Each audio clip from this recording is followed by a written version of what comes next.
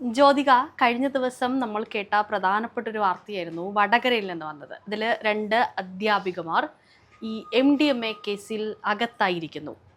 Operation തൂഫാനുമായി ബന്ധപ്പെട്ട് നടത്തിയ പരിശോധനയിലാണ് 2 അധ്യാപികമാർ അറസ്റ്റിലായിരുന്നത്. ഇതിൽ അവർ ഇടനിലക്കാരായിരുന്നു എന്നുള്ളതൊക്കെയാണ് നമുക്കിപ്പോൾ കിട്ടുന്ന വാർത്ത. ഇതുമായി ബന്ധപ്പെട്ട് ഇന്ന് യൂത്ത് ലീഗും അതുപോലെ യൂത്ത് കോൺഗ്രസും മുന്നോട്ട് വന്നിരിക്കുകയാണ്. എന്താണ് അതിനെപ്പറ്റി പറയാനുള്ളത്? കൃഷ്ണേന്ദു യുവജന സംഘടനകൾ വിദ്യാർത്ഥികൾക്ക് വേണ്ടി സംസാരിക്കാൻ മുന്നോട്ടിറങ്ങുക എന്നത് വളരെ നല്ലൊരു കാര്യമാണ്. കാരണം കുട്ടികൾ എന്ന് പറയുന്നത് നാളെയുടെ വാഗ്ദാനങ്ങളാണ്. അവർക്ക് വേണ്ടി മുന്നിട്ട് ഇറങ്ങിയിരിക്കുകയാണ് യൂത്ത് കോൺഗ്രസും യൂത്ത് ലീഗ് പ്രവർത്തകരും. അപ്പോൾ ഈ ഒരു കേസ് എന്ന് പറയുന്നത് അധ്യാപകർ ആണ് ഇതിലെ പ്രധാന പ്രതികൾ എന്ന് പറയുന്നത്. ഈ അധ്യാപകർ എന്ന് പറയുന്നത് കുട്ടികളുടെ ഒരു റോൾ മോഡലൊക്കെയാണ് അല്ലേ? അപ്പോൾ ആകേണ്ടവരാണ്. ചില അധ്യാപകരോടൊക്കെ ഭയങ്കര നമ്മുടെ കുടുംബത്തിൽ എന്ന പോലെ അല്ലെങ്കിൽ ഒരു അമ്മയോടെന്ന പോലെ സ്നേഹമൊക്കെ തോന്നാം. അങ്ങനെയുള്ള അധ്യാപകരുടെ കയ്യിൽ നിന്നാണ് MDMA പോലെയുള്ള ലഹരി വസ്തുക്കൾ പിടിച്ചു എന്ന് കേസ് വന്നിട്ടുള്ളത്. ഇതിൽ നമ്മൾ ശ്രദ്ധിക്കേണ്ട ഒരു പ്രധാനപ്പെട്ട ഒരു കാര്യം എന്ന് പറയുന്നത്, ജ്യോതിക പറഞ്ഞു റോൾ മോഡൽ ആകേണ്ടവരാണ് അധ്യാപകർ. പക്ഷെ എല്ലാ അധ്യാപകരും നമുക്ക് ആ കണക്കിലേക്ക് എടുക്കാൻ പറ്റില്ല. കാരണം നമ്മൾ പറയും പഴയ കണക്ക് മാഷുമാരെയൊക്കെ പോലെ ടോക്സിക് ആണെന്ന് നമ്മൾ ഇപ്പോഴാണ് തിരിച്ചറിയുന്നത്. കുട്ടികളെ പേടിപ്പിച്ച് നിൽക്കുന്ന അധ്യാപകർ. പക്ഷെ ഈ ഒരു കാലഘട്ടം ആയപ്പോഴേക്കും കുറെ അതിൽ മാറ്റം വന്നിട്ടുണ്ട്. ഇന്ന് മാതാപിതാക്കളുടെ മനോഭാവങ്ങളിലും മാറ്റം വന്നിട്ടുണ്ട്. പണ്ട് കാലങ്ങളിൽ അധ്യാപകർ എന്ത് വഴക്കു പറഞ്ഞാലും വീട്ടുകാരതൊരു സപ്പോർട്ട്, അതായത് കുട്ടികൾ എന്തെങ്കിലും തെറ്റ് ചെയ്ത് കാണും അല്ലെങ്കിൽ അധ്യാപകർക്ക് ശിക്ഷിക്കാനുള്ള ഒരു റൈറ്റ് ഉണ്ട് എന്ന ഒരു മുന്നോട്ടേക്ക് വന്നിട്ട് ഒരു അഭിപ്രായമായിരുന്നു. പക്ഷെ ഇന്ന് അങ്ങനെയല്ല. അധ്യാപകർ എന്തെങ്കിലും ഒരു ശിക്ഷ നൽകിയിട്ടുണ്ടെങ്കിൽ അതിന്റെ കാര്യകാരണങ്ങൾ കറക്റ്റായി മനസ്സിലാക്കാനും അന്വേഷിക്കാനും മുന്നിട്ടിറങ്ങുന്ന മാതാപിതാക്കളുണ്ട്. ഇതില് എന്നെ അതിശയിപ്പിക്കുന്ന ഒരു കാര്യം, ഈ 2 അധ്യാപികമാർ ഇവർ സൂംബ നടത്തിയിരുന്നവരാണ്. ലഹരിക്കെതിരെ സൂംബ നടത്തുന്നതിൽ നേതൃത്വം കൊടുത്തിട്ടുള്ളവരാണ്. ഇവരെ ഇപ്പോൾ അറസ്റ്റ് ചെയ്ത വാർത്തകളൊക്കെ തന്നെയും കിട്ടിയിട്ടുണ്ട്. എന്തായാലും നല്ല കാര്യം. ഇവർ MDMA കേസിൽ ഉൾപ്പെടെ ലഹരി കേസിൽ ഇടനിലക്കാരായിരുന്നു എന്നുള്ളത്. അപ്പോൾ ഒരുപക്ഷെ വലിയൊരു മാർക്കറ്റ് ഇവരെ തന്നെ ചുറ്റിപ്പറ്റി ഉണ്ടായേക്കാം. ഇതിൽ 2 പേരും അധ്യാപികന്മാരാണ്, 2 പേരും ഇടനിലക്കാരാണ്. ഇനിയും ഇങ്ങനെയും അധ്യാപകർ ഉണ്ടോ നമ്മുടെ നാട്ടിൽ എന്നുള്ളതും ഇവരിൽ നിന്ന് തന്നെ ചോദ്യം ചെയ്ത് മനസ്സിലാക്കേണ്ട കാര്യങ്ങളാണ്. ഇവർക്കറിയാവുന്ന ഏതെങ്കിലും കണ്ണികളുണ്ടോ ഇനിയും? തുടരെ ബാംഗ്ലൂരേക്ക് പോകുന്നതായിട്ട് അവിടുത്തെ അധ്യാപികമാർ പറയുന്നുണ്ടായിരുന്നു. അതായത് ചിലപ്പോൾ അവിടെ നിന്നായിരിക്കാം ഈ ലഹരി സംഘത്തിന്റെ കണ്ണിൽ ഇവർ ഉൾപ്പെട്ടിട്ടുണ്ടായിരുന്നത്.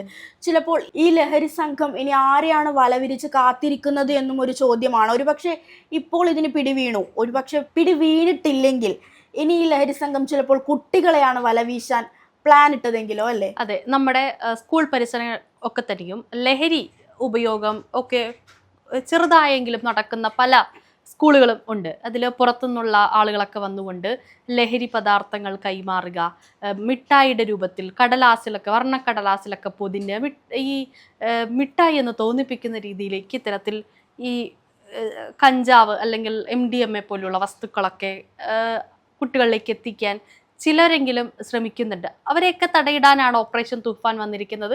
കാര്യക്ഷമമായി തന്നെ പ്രവർത്തിക്കുന്നുണ്ട്. തൂഫാൻ എന്ന പദ്ധതി വഴി തന്നെയാണ് നമ്മുടെ ഈ അധ്യാപകരും കുടുങ്ങിയിരിക്കുന്നത്. അതെ, അങ്ങനെ പറയാം. അപ്പം ഇങ്ങനെ ഈ സ്കൂളുകൾ ഇത്തരത്തിൽ ലഹരി കച്ചവടത്തിൻ്റെയൊക്കെ കേന്ദ്രങ്ങളായി പലപ്പോഴും മാറുമ്പോൾ അതിനെ തടയിടേണ്ട അധ്യാപകരാണ് ഇപ്പോൾ അറസ്റ്റിലായിരിക്കുന്നത്. ഇതിൽ എനിക്ക് ഓർമ്മ വരുന്നത് ഗാന്ധിജിയുടെ ഒരു സംഭവമാണ്. ഗാന്ധിജിയുടെ അടുക്കലേക്ക് ഒരമ്മയും കുട്ടിയും കൂടെ വരുന്നു. അമ്മ പറയാണ് കുട്ടി ഭയങ്കരമായിട്ട് മധുരം കഴിക്കും, എന്തെങ്കിലും ഒന്ന് പറഞ്ഞു കൊടുക്കണം. അപ്പോൾ ഗാന്ധിജി പറഞ്ഞു ഇന്ന് പോയിട്ട് പിന്നെ വരാൻ പറഞ്ഞു. അപ്പോൾ പിന്നെ ഒരു ദിവസം ചെല്ലുമ്പോൾ മധുരം കഴിക്കുന്നത് ഒഴിവാക്കാൻ ആ കുട്ടിയോട് ഗാന്ധിജി പറയുകയാണ്. അപ്പോൾ അമ്മ ചോദിച്ചു, അന്നേ പറഞ്ഞാൽ പോരായിരുന്നോ? ഇതാണ് അങ്ങയുടെ മറുപടിയെങ്കിൽ അന്നേ പറഞ്ഞാൽ പോരായിരുന്നു. അപ്പോൾ ഗാന്ധിജി പറഞ്ഞു, ഞാൻ മധുരം കഴിക്കുമായിരുന്നു. അപ്പോൾ എങ്ങനെയാണ് ഒരു കുട്ടിയോട് ഞാൻ മധുരം കഴിക്കുമ്പോൾ തന്നെ മാറ്റാൻ പറയുക? അതുപോലെ അധ്യാപകർ ലഹരിക്കെതിരെ സംസാരിക്കുന്നവരായിരുന്നു ഇവരൊക്കെ തന്നെയും. സൂമ നടത്തുക എന്നൊക്കെ പറയുമ്പോൾ ലഹരിക്കെതിരെ സംസാരിക്കുന്ന വക്താക്കളായിരുന്നു, പക്ഷേ ലഹരി ഉപയോഗിക്കുന്നവരുമായിരുന്നു.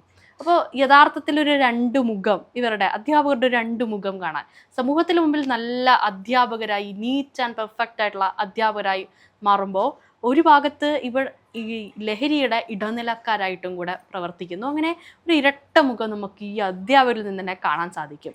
അപ്പോൾ വിദ്യാർത്ഥികൾക്ക്, ഈ വാർത്ത കേൾക്കുന്ന വിദ്യാർത്ഥികൾക്കുൾപ്പെടെ വലിയ ഒരു കൺഫ്യൂഷൻ ഉണ്ടായേക്കാം. അവരൊക്കെ ചിന്തിക്കുക, ഇതായിരുന്നു ഞങ്ങളെ പഠിപ്പിച്ച അധ്യാപിക, ഇങ്ങനെയാണോ ആവേണ്ടത്? അപ്പോൾ ടീച്ചർമാരായാൽ എന്തുമാകാമോ, അല്ലെങ്കിൽ ടീച്ചർമാരിലേക്കുള്ള ഒരു വിശ്വാസ്യത നഷ്ടപ്പെട്ടു പോയേക്കാവുന്ന ഒരു സാഹചര്യം കൂടെ നിലവിലുണ്ട്. ഇത് പറയുമ്പോൾ കൃഷ്ണേന്ദു, ഒരു വിദ്യാർത്ഥി ഈ അധ്യാപികയുടെ കയ്യിൽ നിന്ന് ഒരിക്കൽ സിഗരറ്റ് കണ്ടതായിട്ട് പറഞ്ഞിട്ടുണ്ടായിരുന്നു. അതായത് അതേത് അധ്യാപികയാണെന്ന് ഓർമ്മയില്ല. അതിലേതോ ഒരു അധ്യാപികയുടെ കയ്യിൽ നിന്ന് എന്തോ എടുക്കുമ്പോൾ ബാഗിൽ നിന്ന് വീണു. ആ കുട്ടിക്കത് തുറന്നു പറയാൻ പിന്നെ പേടിയായിരുന്നു. കാരണം ഈ അധ്യാപികമാർക്ക് ചില അധ്യാപികമാരുണ്ട് അങ്ങനെ. കാരണം നമ്മൾ അവരുടെ എന്തെങ്കിലും ഒരു തെറ്റ് നമ്മൾ ചൂണ്ടിക്കാണിക്കുകയാണെങ്കിൽ പിന്നെ നമ്മളെ ടാർഗറ്റ് ചെയ്തിട്ടായിരിക്കും ക്ലാസ്സുകളിൽ സംസാരം ഉണ്ടാവുക. അപ്പോൾ ആ ഒരു ഭയം കാരണമായിരിക്കാം ചിലപ്പോൾ ആ കുട്ടിക്ക് അതിൻ്റെ ഒരുപാട് മാനസിക പിരിമുറുക്കം അങ്ങനെ വല്ലതൊക്കെ ഉണ്ടാകാനും ചാൻസ് ഉണ്ട് അല്ലേ? അതുപോലെ നമ്മൾ ശ്രദ്ധിക്കേണ്ട മറ്റൊരു കാര്യം, ഈ ലഹരി മാഫിയയുടെ പുതിയ തന്ത്രമാണോ ഇത് എന്നുള്ളത്. അധ്യാപകർ, ആരോഗ്യ പ്രവർത്തകർ തുടങ്ങിയിട്ടുള്ള പ്രൊഫഷണലുകളൊക്കെ തന്നെയും നാട്ടിൽ വലിയ സ്വീകാര്യതയുള്ളവരാണ്, നല്ല ഇൻഫ്ലുവൻസേഴ്സ് ആണെന്ന് തന്നെ പറഞ്ഞു വെക്കാൻ പറ്റും. ഇപ്പോൾ ഞാനൊരു അധ്യാപികയാണെങ്കിൽ എൻ്റെ സമൂഹത്തിൽ ഒരു പ്രത്യേക സ്ഥാനം തന്നെ ഉണ്ടാവും. പലർക്കും ഞാനൊരു അധ്യാപിക എന്ന രീതിയിൽ ഒരു ബഹുമാനം പലർക്കും എന്നോട് തോന്നിയേക്കാം. അപ്പോൾ ഇത്തരത്തിലുള്ള ആളുകളെ സംബന്ധിച്ച് ഈ പ്രവർത്തനം നടത്തുമ്പോൾ മാഫിയ ഇതിൽ എന്തെങ്കിലുമൊക്കെ ലക്ഷ്യം കണ്ടിട്ടുണ്ടോ എന്നുള്ളതും നോക്കിക്കാണേണ്ട ഒരു കാര്യമാണ്. എന്താണെങ്കിലും അറസ്റ്റ് വിരിച്ചിട്ടുണ്ട്. അപ്പോൾ അറസ്റ്റുമായി ബന്ധപ്പെട്ട് ഇനി കൂടുതൽ ചോദ്യം ചെയ്യലിൽ ഇക്കാര്യങ്ങളൊക്കെ വ്യക്തമാകുമെന്നാണ് ഞാൻ വിശ്വസിക്കുന്നത്. ഈ അധ്യാപികമാർ ഇത്തരത്തിൽ മുന്നെയും ഏതെങ്കിലും കുട്ടികളെ കെണിയിൽപ്പെടുത്താനായിട്ട് ശ്രദ്ധിച്ചിട്ടുണ്ടോ എന്നുള്ളതും നമ്മൾ നോക്കിക്കാണേണ്ട വസ്തുതയാണ്. അതുൾപ്പെടെ വലിയ നിയമ നടപടിയിലേക്കാണ് അത്തരം കാര്യങ്ങൾ ഉണ്ടെങ്കിൽ പോവുക.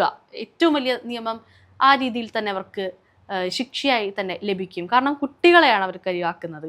അത്തരത്തിൽ അധ്യാപികമാർക്ക് നേരെ നല്ല നിയമ നടപടി തന്നെ സ്വീകരിക്കണം. ഇത്തരത്തിലൊരു പ്രവണതയിലേക്കും ഇനി ആരും പോകാൻ പാടില്ല. അധ്യാപികന്മാർ എന്ന് മാത്രമല്ല, സമൂഹത്തിൽ ആരും തന്നെ ഇത്തരം രാസവസ്തുക്കൾ ഉപയോഗിക്കുന്നത് തെറ്റായിട്ടുള്ളൊരു കാര്യം തന്നെയാണ്. അതും നിരോധിത ഉൽപ്പന്നങ്ങളാണ്. അത് തെറ്റായിട്ടുള്ള കാര്യം തന്നെയാണ്.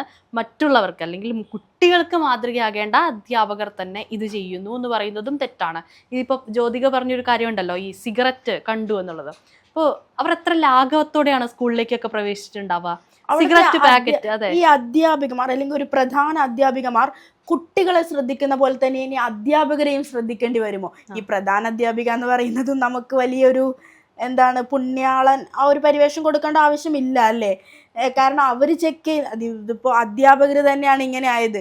ഈ അധ്യാപകർ വിദ്യാർത്ഥികളെ ചെക്ക് ചെയ്യേണ്ട ഈ അധ്യാപകർ ഇങ്ങനെ, ഇനിയിപ്പോൾ പ്രധാന അധ്യാപകർ ഒരു അധ്യാപകരെ ചെക്ക് ചെയ്യുമ്പോൾ ഇനി നിയമ സംവിധാനങ്ങൾ കുറച്ചും കൂടെ ശക്തമാക്കണം. അതുപോലെ അധ്യാപികമാരെ സെലക്ട് ചെയ്യുന്ന അവരുടെ നിയമനവുമായി ബന്ധപ്പെട്ടും കുറച്ചും കൂടെ കാര്യങ്ങളൊക്കെ ഇനിയും ശ്രദ്ധിക്കേണ്ടതുണ്ട്. ബാക്ക്ഗ്രൗണ്ട് ഉൾപ്പെടെ കാര്യങ്ങൾ ഇനിയും ശ്രദ്ധിക്കേണ്ടതുണ്ട്. അത്തരത്തിലുള്ള കാര്യങ്ങളൊക്കെ തന്നെയും സ്വീകരിച്ചാൽ ഒരു പരിധിവരെ നമുക്കിതിനെയൊക്കെ തടയിടാനാകുമെന്നാണ്. ഈ ഒരു കേസിനോടനുബന്ധിച്ച് എന്തായാലും ഇവരെ ഈ സ്കൂളുകളിൽ നിന്ന് പിരിച്ചുവിട്ടിട്ടുണ്ട്.